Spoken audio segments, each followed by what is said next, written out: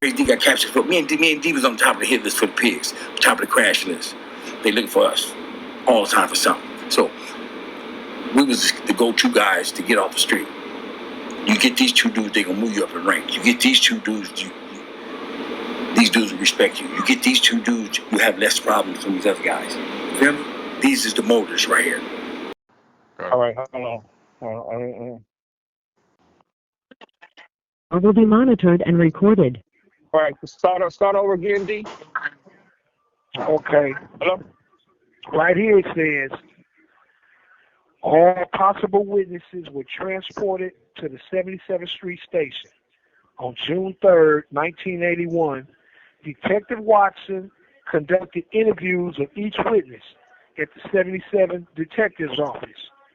Witness Glaze, Rodney Charles, stated, I was walking Valerie Hatchett back to her house at Haas Avenue and 59th Street. We were at Slauson Avenue and 2nd Avenue.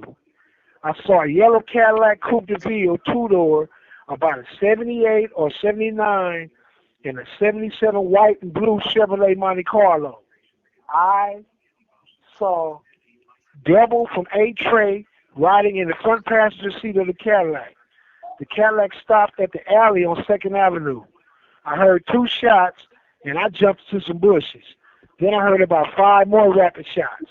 I jumped up and ran around the apartments to the alley. I saw my homeboys down on the ground. I was about 35 feet from the Monte Carlo, and I saw Crazy D, Denard, running back to the Monte Carlo with a Gage shotgun. Crazy D got into the car, and they took off out of the alley and followed the yellow Cadillac southbound on 2nd Avenue. I turned around and helped my homeboys. I am positive I saw Devil in the yellow Cad, and I am positive that it was Denard, Crazy D, I saw with the Gage get into the Monte Carlo after the shots. I have known Crazy D for about 4 years. Okay? And then the next thing it says, witness Williams, Darren Charles, stated, I was standing on the porch of the apartment number 1 at 2310 West Slauson Avenue with Lucky. I was talking to Mumbles, the dude in the brown leather coat, and Kwame, the one who died. I started to go into the house, and I was just about to close the door when I heard somebody start shooting. I opened the door back up. I heard about 5 rounds go off. I saw Kwame shaking on the ground as D, Denard, was shooting him in the back in the head. I was about 3 feet away. I rolled out into the grass, and I looked right at his face, and he shot one more time. I know Crazy D from A-Trays. He started running towards the alley. I got up and chased him. I saw someone open the car door of the white over blue Monte Carlo and yell, come on, D, come on, D. Then D got into the car, and they went out of the alley and drove southbound toward 59th Street School on 2nd Avenue. I ran back towards my car to catch up with them, but I couldn't find them. I'm positive I saw Crazy D. I know it was him. Okay. And then, these next witnesses, this is what they said, but they really weren't doing no telling. But the next witness was, last name was Weekly. I think his middle name is Clifford, and his first name was Jerome. Stated, I was sitting in my apartment, and C-Dub and Kwame and the other guys were talking on my front porch. I heard at least 7 shots. I started to turn the lights off in the house, and then I started to peek outside. I heard somebody yell, they're gone. I went outside, and I saw Kwame laying right there on my steps. I did not see anyone with a gun, and then I did not hear anyone say anything or call any names. I did not see any cars at all. Then somebody named, last name Hollins, first name Willie, stated, I was standing in the front door of the residence of 5858 South Van Ness Avenue on June 2nd, 1981, at approximately 10 p.m., perhaps a little later, when I heard about 9 gunshots. It could have been more, but I really wasn't counting. The shots sounded like they were being fired in the area of 2nd Avenue and Slauson.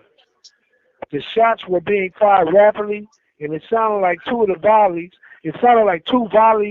of shots fired seconds apart. I was with Melvin Nance.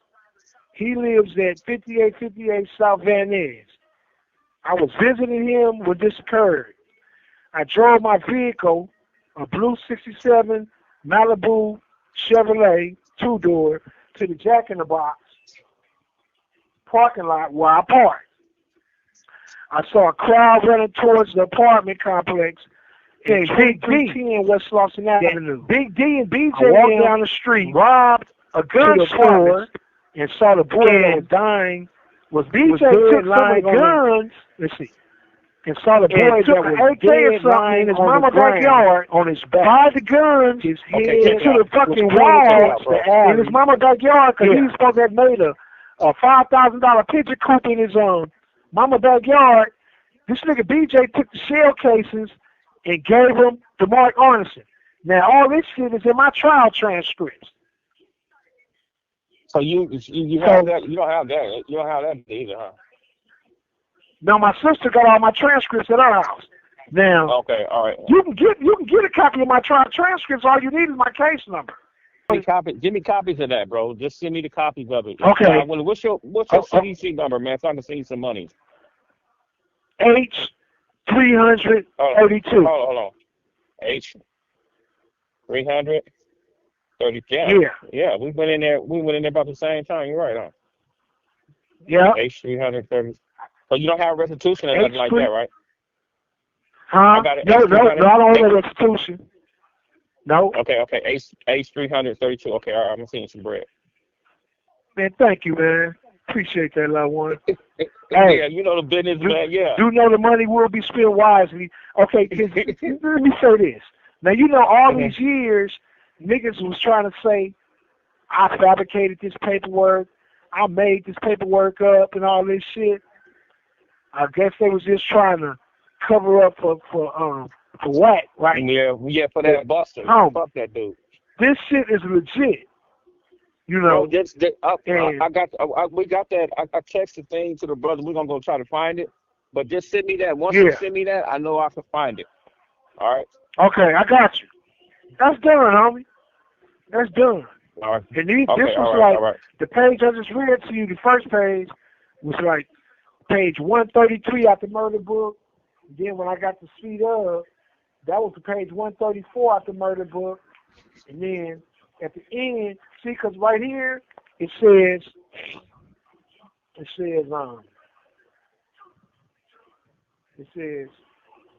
on June 3rd, 1981, at 11:30 hours. Was this CCB Detective Watson? What court was it? Huh? What court was it? It had to be a criminal court building. Okay, CCB. Okay. Matter of fact. See, check it out. See, this had to be in the jurisdiction of the criminal court building. Okay. All right. Okay. That's all I need. Yeah. Hey, you know how I came across this paperwork? The crazy part about it, I didn't even know about this shit. You want to know how I ran across this shit? In your last case. Huh? In your last case? No, the case I'm in prison on. I know, your last case. That was your last case, yeah. Right. Yeah. This call and your telephone number will be monitored and recorded. The fucking investigator on my case ran across this shit and brung it down there one day, and I went through it, and that's how I got up on it. Oh, so they had it buried. Yeah. So them dudes might have been confidential informants, man, even back then. Yeah. Matter of fact, hey, look, I had some more. I had some more paperwork where BJ, this nigga BJ, had went down to 77 and told Sergeant Mays, See, I remember Sergeant Mays from when he was a regular police in 77 Crash. But when I got arrested, Sergeant Mays was a sergeant. But I remember him and Perales and Pisani and all of them from when we had, you know, back when we was out there doing our shit and them taking me to jail. Now, this nigga BJ had went down in 77 and they made a report on it, right? This paperwork was also in this paperwork. It said that BJ had went down and got interviewed by Sergeant Mays. This nigga BJ told Sergeant Mays that Big U was running around the 60s telling everybody that he was a snitch and that this nigga BJ told Sergeant Mays and them, y'all got a homie named Big D. That Big D and BJ and them robbed a gun store and BJ took some of the guns and took an AK or something in his mama's backyard, fired the guns into the fucking wall in his mama's backyard because he was supposed to have made a $5,000 picture coop in his mama's backyard. This nigga BJ took the shell cases and gave them to Mark Arneson. Now all this shit is in my trial transcripts. So you have that? You don't have that? You don't have that either, huh? No, my sister got all my transcripts at our house. Now, okay, all right. You can get a copy of my trial transcripts. All you need is my case